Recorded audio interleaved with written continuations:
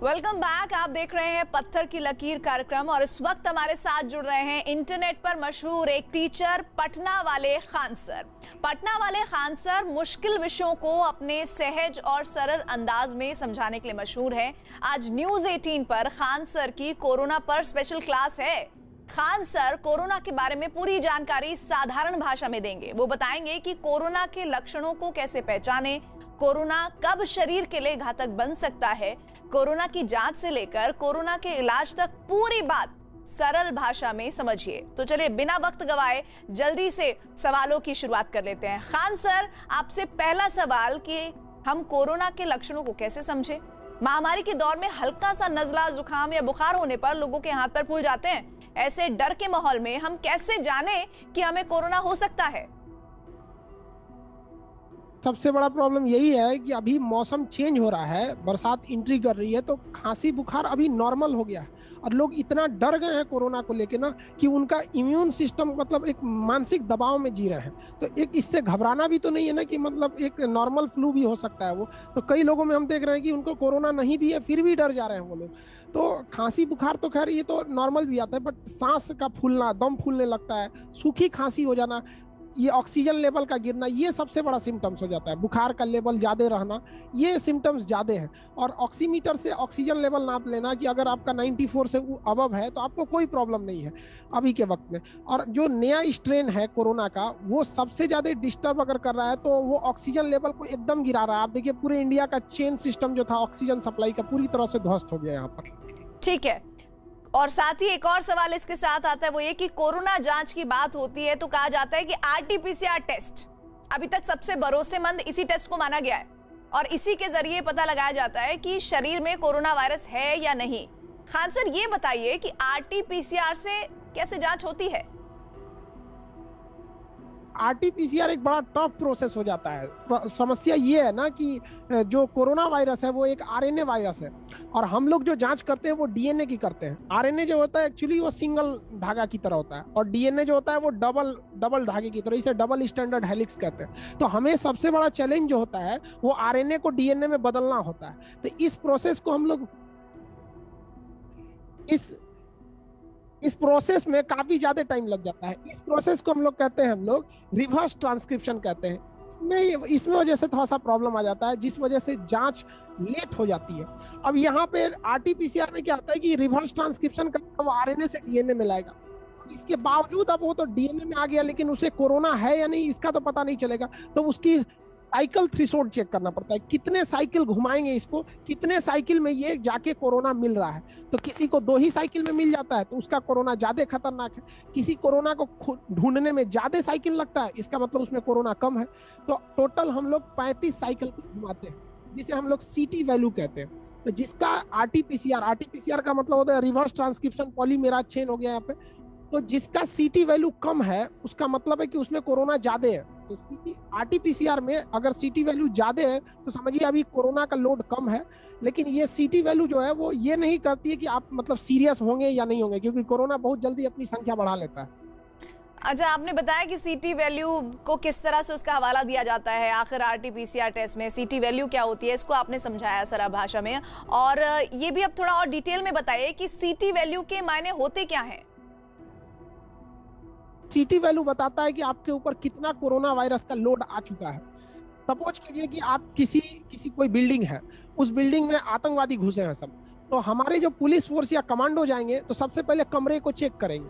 तो जैसे टोटल कमरे को तो कोई चेक नहीं कर सकता है ना, तो एक प्लान बना लिया जाएगा कि हर कोने से कुछ कमरे चेक कर लेना है, बीच में से कमरे चेक करना है, लॉबी, सीढ़ी वगैरह को चेक कर लेना है। तो ऐसे वैज्ञानिकों ने बताया है कि जब हम लोग आरएनए से डीएनए बनाएंगे तो इसमें कितने साइकिल को हम लोग चेक करेंगे। तो टोटल हमें 35 साइकिल चेक करना है, उसी को कहते हैं साइकिल थ्रेशोल्ड।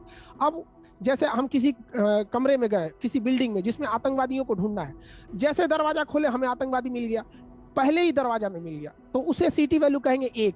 किसी का पहला में नहीं मिला, दूसरा में नहीं मिला, 10वां में जाके मिला, तो हम कहेंगे कि उसका सीटी वैल्यू 10 है। मतलब आतंकवादी यानी जो एनिमी है उसे ढूंढने में ज्यादा टाइम लग रहा है, मतलब दुश्मन की संख्या कम है।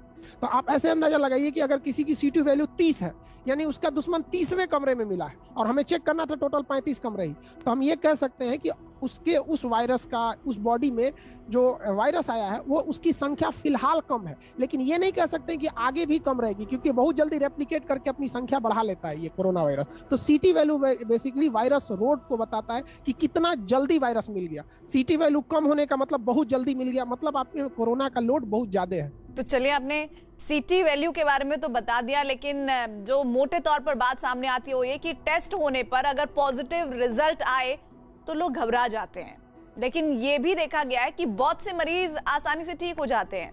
कोरोना पॉजिटिव होने पर हमें ये पता कैसे चलता है कि खतरा जो है वो कितना बड़ा है? सीटी वैल्यू के बाद आप खतरे को नहीं बता सकते हैं। जैसे किसी का सीटी वैल्यू 5 है तो नो डाउट ये बता सकते हैं कि नहीं भैया इसमें कोरोना भर चुका है, और किसी का सीटी वैल्यू 30 है तो हम ये कह सकते हैं कि एट अ टाइम उसके बॉडी में अभी कोरोना उतना नहीं है। लेकिन यहाँ 2 समस्या है। जिसका सीटी वैल्यू 5 है उसके शरीर में पूरा कोरोना भर चुका है, लेकिन अगर इसका इम्यून सिस्टम सही होगा तो ये इस कोरोना को हरा देगा। और किसी का सीटी वैल्यू 30 है तो उसमें अभी कोरोना भरा नहीं है, लेकिन अगर उसका इम्यून कमजोर होगा तो उसे कोरोना हरा देगा। तो ओवरऑल ये डिपेंड करता है कि हमारे इम्यून सिस्टम पे, और इम्यून सिस्टम के लिए एक बहुत बड़ा चीज होता है कि हमारा मनोस्थिति कैसी है। यदि हम मानसिक रूप से एकदम दृढ़ है कि नहीं हम कोरोना को हराएंगे ही हराएंगे, तो हमारा इम्यून उस समय डबल काम करने लगता है। और इसलिए आप देखते होंगे ना, हमारे इम्यून को बढ़ाने के लिए, जैसे सेना युद्ध करने जाती थी पहले जमाने में, तो नगाड़े ढोल बजते थे। ये क्या करता था? ये हमारी शक्ति को बढ़ाता था। उसी तरह हमारी बॉडी की इम्यून सिस्टम को बढ़ाने के लिए हमारा मनोविश्वास होना चाहिए कि हम इससे जीतेंगे। लेकिन अभी क्या हो रहा है कि बेड की संख्या हॉस्पिटल में इतनी कम है कि कोई मरीज बेचारा एडमिट है, वो बच सकता है, लेकिन वो देख रहा है कि मेरे बगल में एक डेड बॉडी पड़ी है, इसके बगल में, वो बेचारा होपलेस हो जा रहा है, उसकी खुद की बीपी कम हो जा रहा है, हार्ट बीट उसकी बढ़ जा रही है। ये एक बहुत बड़ी समस्या हो गई हमारे सामने। तो आप कह रहे हैं कि होपलेस नहीं होना है, लेकिन कोरोना की जो दूसरी लहर है उसमें सबसे ज्यादा जो मुश्किलें पैदा कर रही है वो है ऑक्सीजन, जिसकी कमी बहुत ज्यादा नजर आ रही है। और खबरें यहाँ आ रही है कि मरीजों का ऑक्सीजन लेवल अचानक से गिर जाता है और खतरा बढ़ जाता है। ऐसे में मरीजों को ऑक्सीमीटर रखने की सलाह दी जाती है, और ये भी कहा जा रहा है कि ऑक्सीमीटर के दाम भी बहुत बढ़ गए हैं। तो ऑक्सीमीटर कितना मददगार है? ऑक्सीमीटर के लिए ये तो कह सकते हैं कि बहुत ज्यादा मददगार है। आपको एट अ टाइम बता देता है कि हाँ आपका ऑक्सीजन लेवल घट रहा है। आप खुद से अरेंज कर सकते हैं या फिर कुछ प्रिकॉशन ले सकते हैं, क्योंकि हॉस्पिटल में जिस तरह से ऑक्सीजन का सप्लाई चेन टूटा है आप नहीं कर सकते। जैसे उत्तर प्रदेश का मोदी नगर, वहां से दिल्ली महज 1 घंटा था, तो मोदी नगर के ऑक्सीजन को हरियाणा पंजाब इधर भेजा गया है, जबकि पास में दिल्ली था। दिल्ली के ऑक्सीजन को उड़ीसा से लाया जा रहा है, बंगाल से लाया जा रहा है, जो 1500 किलोमीटर दूर है। तो रास्ते में ही 1500 किलोमीटर, 24 घंटा तो रास्ते में ही डिले हो जा रहा है। तो कोशिश ये करना चाहिए ऑक्सीजन चेन को, जहां जो मैन्युफैक्चरिंग प्लांट है वहां का वहीं से दिया जाए। अब जैसे मोदी नगर वाला था तो हरियाणा, यूपी, दिल्ली इसको दे दीजिए यहाँ पर, तो ऐसे नहीं होना चाहिए। तो ऑक्सीजन चेन की जो सप्लाई टूटी है इस वजह से लोगों को ज्यादा घबराहट है। अब पल्स ऑक्सीमीटर अगर किसी के पास है, उसे लग रहा है कि नहीं हमारा ऑक्सीजन लेवल 90 से नीचे जा रहा है और ऑक्सीजन उसको 2 दिन बाद आएगा, तो फिलहाल वो ऑक्सीजन कैन आते हैं, तो जिस तरह से छोटा सा होता है ऑक्सीजन केन, तो उससे 2-3 वो रख लेगा तो थोड़ा बहुत तो रिलीफ होगा ना। अब देखिए हर एक सिस्टम परेशान है, आखिर इतना ज्यादा क्राइसिस आ गई है तो एक पूरा इकोसिस्टम बनाना पड़ता है, यही प्रॉब्लम है। तो पल्स ऑक्सीमीटर यहाँ यही काम कर देता है कि आपको एक पहले से आपको प्रिपेयर होने का एक मौका दे देता है कि मेरा ऑक्सीजन लेवल नीचे गिर रहा है। ठीक है, एक और बात जो लगातार चर्चा हो रही है, जिस पर बात हो रही है, वो ये कि कोरोना के गंभीर मरीजों में 20 में 3 ही निकल रहे हैं और इस समय अस्पतालों में बेड की बेहद कमी है। और ऐसे हालात में अगर गंभीर हालात नहीं है, आपके इस तरह की क्रिटिकल कंडीशन नहीं है, तो क्या कुछ घर में इलाज किया जा सकता है? ये बहुत जरूरी है, क्योंकि सबसे परफेक्ट बात यही है। हमने कई हॉस्पिटल से हम बात किए, इवन हम डॉक्टर लोग भी हमको बताएं कि बहुत सारे ऐसे मरीज हैं जिन्हें हर हाल में एडमिट करना जरूरी है, लेकिन हॉस्पिटल में जगह नहीं है, वो बाहर बेचारे मर रहे हैं। और कुछ ऐसे मरीज हैं जो घर पे ही ठीक हो सकते हैं बट वो आईसीयू में बैठे हुए हैं। अब क्या करिएगा, यही सबसे बड़ा प्रॉब्लम है कोरोना में ना। जो सबसे खतरनाक कोरोना है वो सेकेंड जो डबल म्यूटेंट आया है वो है, जो प्राइमरी कोरोना था जो वुहान से आया था वो ज्यादा खतरनाक नहीं, या पोस्ट वैक्सीन कोरोना, जैसे किसी को वैक्सीन लग गया उसे फिर कोरोना हो जाता है तो किसी कीमत पे नहीं मरेगा वो। अब किसी का इम्यून एकदम खराब है तो उसकी तो कोई गारंटी नहीं लेता। री इन्फेक्टेड मरीज, कई मरीज को देख रहे हैं जिन्हें री इन्फेक्शन हुआ है वो भी हॉस्पिटल में एडमिट है, तो ये लोग तो अपने से ठीक हो जाएंगे। 85% मरीज खुद से ठीक हो जाएंगे, बशर्ते उन्हें हिम्मत की जरूरत होनी चाहिए। एक मेरे जान पहचान में एक है मेरा, उसको कोरोना था और उसका टेस्ट जांच कराया तो रिपोर्ट मेरे पास आया, हम उसको बताए नहीं भाई तुम्हें कोरोना है, लेकिन हर वो दवा, विटामिन सी, जिंक, दूध, नारियल पानी, ये सारा उसको देते रहे। और हम उन्हें उसको कहा कि तुम्हें डेंगू है, तो कहा सर कोई दिक्कत नहीं, हम डेंगू को तो ऐसे हरा देंगे, और वो ठीक हो गया। और जब ठीक हो गया हम उसको बताएं कि हम तुमको कोरोना है, 2 दिन तक उसका बीपी लो था, सर आप हमसे झूठ बोले। तो यहाँ एक ये मानसिकता भी हो गई है कि लोग डर जा रहे हैं बहुत, क्योंकि अगल बगल की स्थिति को देखकर। तो डरना भी नहीं है इसमें, हिम्मत से काम लेना है यहाँ पर, और घर पे ठीक हो जाते हैं। इसलिए जरूरी है कि अगर आप घर होम आइसोलेशन में हैं तो याद रखिए आपके पास पल्स ऑक्सीमीटर रहना चाहिए, क्योंकि पल्स ऑक्सीमीटर अगर 85 से नीचे जा रहा है तो फिर आपको डॉक्टर से कंसल्ट करना पड़ेगा। और डॉक्टर अगर घर पे ऑक्सीजन प्रोवाइड करा देते हैं तो घर पे ऑक्सीजन लेने पे एक डेक्सामेथासोन जरूरी हो जाता है कि जब आप ऑक्सीजन पे हैं तो आपका फीवर लेवल को कंट्रोल करने के लिए वो डेक्सामेथासोन, वो डॉक्टर ज्यादा अच्छे से प्रेस्क्राइब करेंगे इसको।